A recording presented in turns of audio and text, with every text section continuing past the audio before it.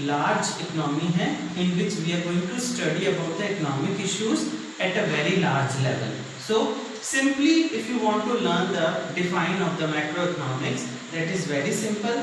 Macro means large and large means economy as a whole, in which we are going to study about the economic issues with on the large level. Simple and very easy define. So one more thing I must tell you that macroeconomics focus on दो subject पर focus करता है, that how economy functions, कि economy में क्या क्या काम हो रहा है और वो जो काम हो रहे हैं उनके प्रोसेस को चेक किया जाता है कि ये काम कैसे कैसे होते हैं. Like and one more thing, how can it be regulated.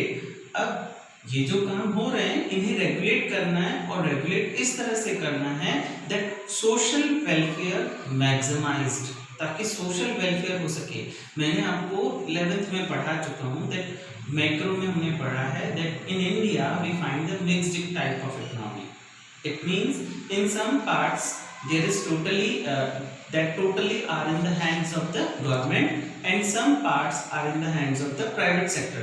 So both the sector, government sector and private sector, both are working for the social welfare.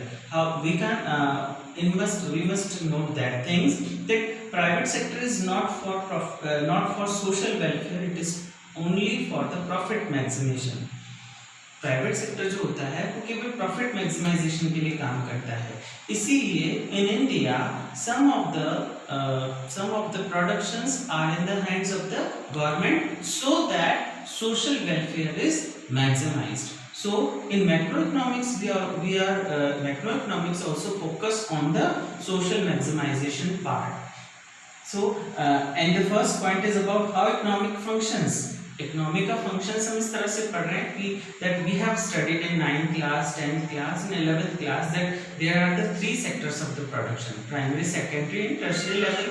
And regulate करने का मतलब ये है कि इन तीनों से जो प्रोडक्शन हो रहा है उसे रेगुलेट करना, प्लस इन तीनों की प्रोडक्शन की मार्केट में किस तरह से सप्लाई है, मार्केट में जितनी इन तीनों की प्रोडक्शन की डिमांड है क्या उतनी सप्लाई हो पा रही है या नहीं, इस सब को देखना ही क्या कहलाता है, economic functions.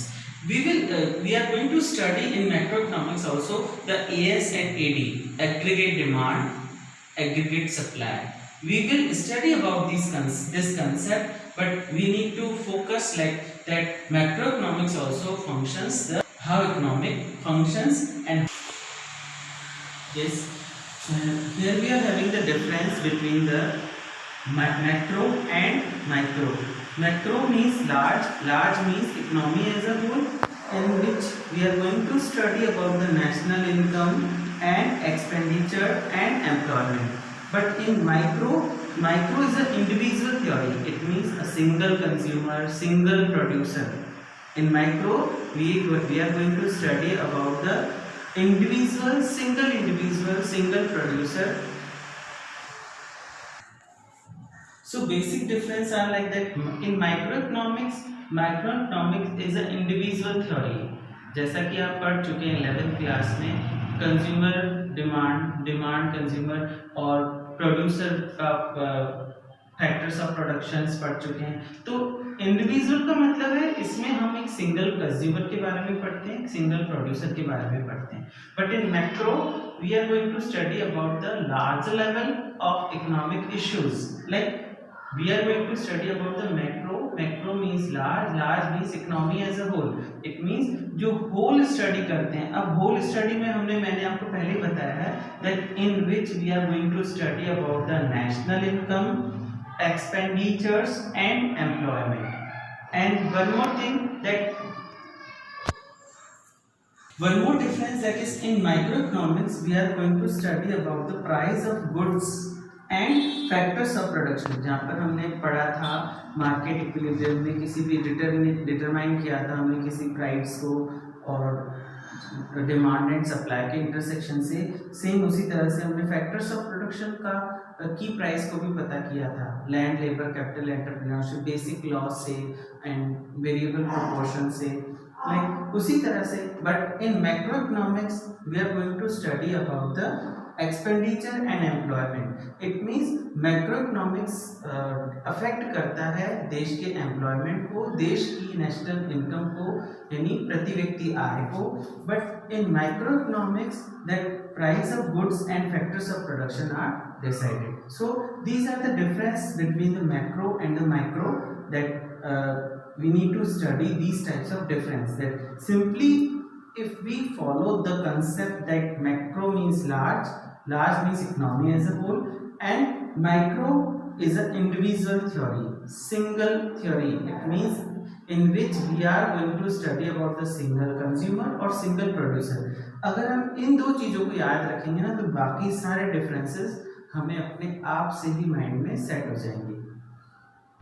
Yes. Now we are having the new topic of this chapter only, types of goods. Goods are of two types, final goods and intermediate goods.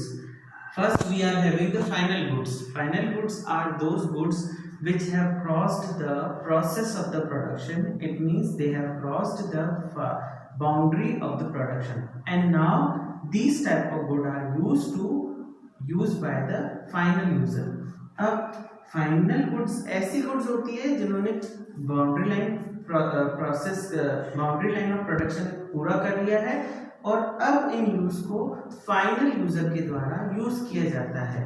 It means they are ready to use by the final user.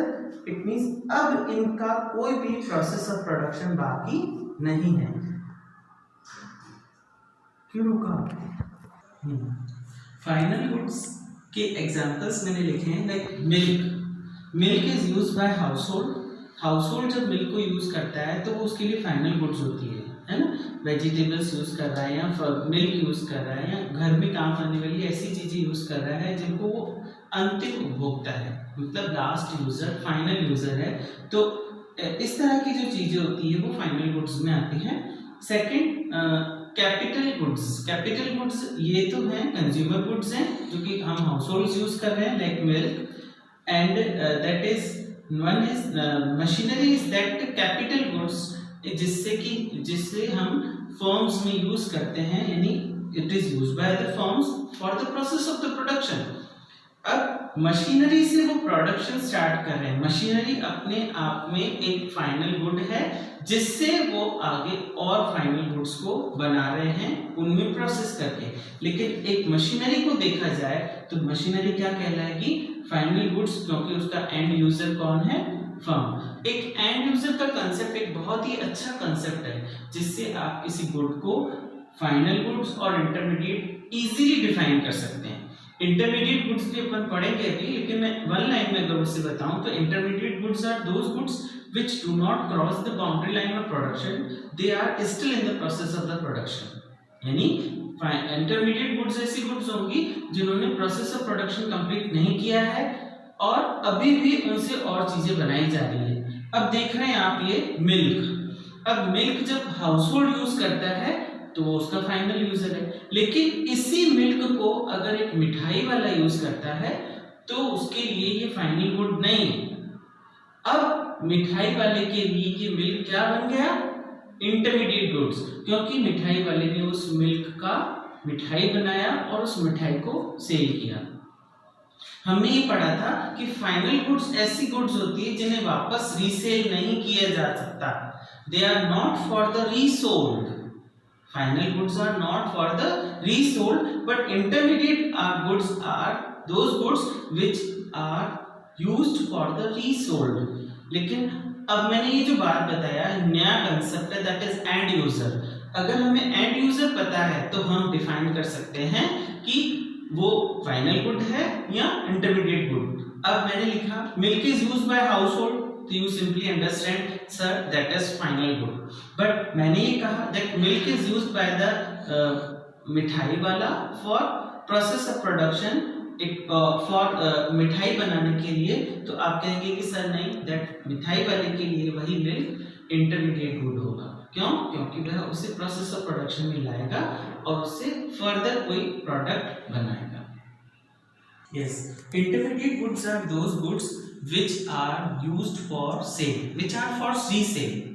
ऐसे goods जिन्हें हम दोबारा resale करने के लिए use कर रहे हैं, और which are for the further process of production in the same year. उसी ईयर की बात कर रहा हूं मैं, सेम ईयर की बात कर रहा हूं। यानी इंटरमीडिएट गुड्स जो होंगे वो ऐसे गुड होंगे जिन्हें वापस रीसेल के लिए बनाया गया है, या ऐसे गुड होंगे जिन्होंने बाउंड्री लाइन क्रॉस नहीं की है, किसकी, प्रोडक्शन की। यानी these types of goods are still in the process of production, still in process